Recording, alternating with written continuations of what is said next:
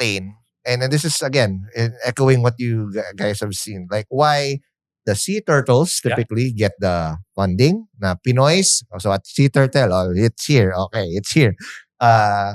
Is a Pinoy that was had studied or worked abroad, went back here, or why? What do you call the AFAMs going here? We call them adopted Filipinos. Ayun, adopted Pinoy. Not AFAMs going here. And whatnot. But there's certain two more tropes, pal. What are those two more tropes? So, sea turtles, adopted Filipinos, second generation founders, which I always say, if you're a first time founder, if you're not confident with your competence first, the best path is to work for a startup first. Right. Earn your stripes there. Because I've seen so many fundable founders earn their way through that and then eventually take the jet. And then what's the last one? The fourth one? Corporate executives, corporate founders. But these are the certain ones that I see you guys typically fund. Yeah. Why is that? Because I see some resentment from the level up and they can't understand. I'm trying to break that stigma now so that they can equip themselves in improving their teams. Right. Great question for Paulo. No, it's a great question. And I think it's an important one because in reality, there are a few things we need to challenge founders out there to not do, right? If I can be provocative, right? Like, so first of all, to answer your question directly, I think what makes a great startup founder and builder are previous experiences that have helped them mold their capability and skill set to be able to succeed in a business they want to build, right? So this is the kind of builder and operator experience, right? Yeah.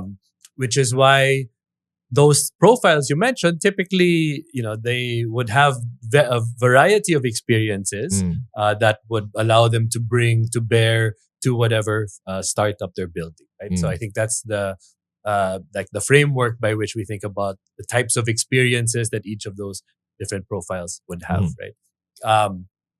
I think what becomes a very short-sighted and challenging perspective is if there's some suggestion that there's an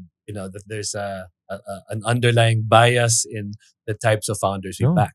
Because as we explained, this is not a popularity contest, right? This is not like who we like more than who. This is us backing founders who we think can return capital to the investors that have trusted us with their capital. Yes. That has nothing to do with your nature of your background, whether you have a pedigreed background or not, whether you're a foreigner or a local or not, whether the socioeconomic class you come from or not, right? In fact, the reason I love to do this is the ultimate democratizing force for entrepreneurship, right? It used to be you had to have rich parents in order to start a startup because if you didn't have that safety net, voila, you don't have the ability to take that set of risks and, as I say, eat ramen in the basement, while you're ideating on your idea. You have to stay in a well-paying corporate job. So it used to be the case before venture capital investors who invest solely on the merit of the idea and the founder, that there was no place to go, right? And there was with pre-Foxmont, pre-Kaya, there were very few avenues for you as a founder who might not be from those kinds of backgrounds to access capital, right? There are countless examples in our portfolio, in our common portfolio, and Foxmont portfolio of amazing local founders who have built amazing businesses all over the country, not even just in Manila, right? That's also another misconception I hear that we only invest in Manila founders. First of all, it's not true. We have a number of founders from across the Philippines in our portfolio, and each of them building in their domain amazing businesses. Shout out Nel Ligo. Nel Ligo, common investment from Samar. We've even seen other founders inspired by the peddler and Nel's journey apply to us. So may Katbalogan Mafia na, right? So, I did not know. I was there. What the hell? Okay. I mean, I'll also shout out other founders who I've met who we haven't invested in yet, but are very proud of, the likes of someone like a Magno in of Bicol. Out in Bicol.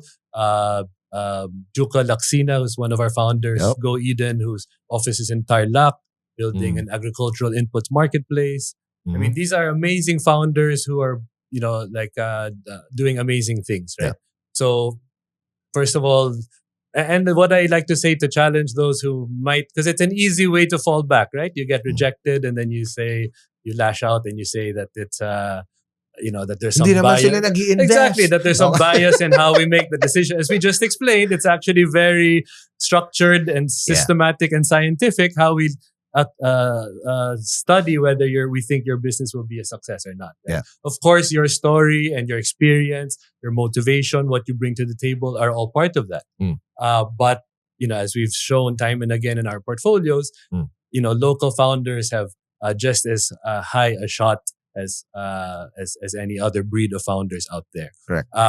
Especially in an era where all the resources you would need to build amazing businesses are out there, right? Yes. You can listen to the show and learn about venture capital. And the reason we do the show is we want to, help as many people as possible through your audience, Ron, on how to build great businesses, right? Right. The resources are out there with AI and the productivity tools out there. You can really do all necessary to build a great business, right? Yeah. So what I like to say is no excuses, right? Like Correct. let's not fall back on excuses that don't hold validity and truth, right? Yeah. We see and often in solving Philippine problems, Philippine founders are best suited. Filipino founders are best suited to do that, right? Yeah. So stand up and be counted, right? Build a great business, talk to us, ask us for advice, take our advice. Don't take it the wrong way if we don't invest initially. Correct. It's never a no. It might be a not yet. Yep. Keep us posted on even after we might have said not the right time on your progress. And again, every founder who talks to us has a shot. No, for sure. And again, guys, VC is not the only path forward, right? Especially in climates where there's a lot of uncertainty around the world, right? That comes into play. Right. So if you're creating a startup just because you want a VC check, that's one of the worst ways or worst reasons of why you should do this, because it's not the end game, right? It's 100%. Actually a booster, an enabler to what you've already built. Because team is not the end game. You still need to have a really good understanding of the TAM. How big is the market? Is a market big enough to have multiple winners and you're one of the winners? Or it's too narrow that if you win, that's it, right? That's the risk. And then obviously, the most important thing is the traction. Can you even prove that it's not just an idea? You can actually build a product or a service-based product, whatever, that can scale exponentially. That will build them conviction to actually, again, write a check. Now, if not now, then eventually. But if you don't get it, that's fine. And you should just be building a business yourself. They risked everything, failed spectacularly, and came back stronger. Founders Only, the show where successful entrepreneurs reveal what it really takes. Where risk meets reward. Get ahead now. Subscribe to Founders Only on YouTube and Spotify for breakthrough conversations, expert advice, and the insights your competition doesn't have.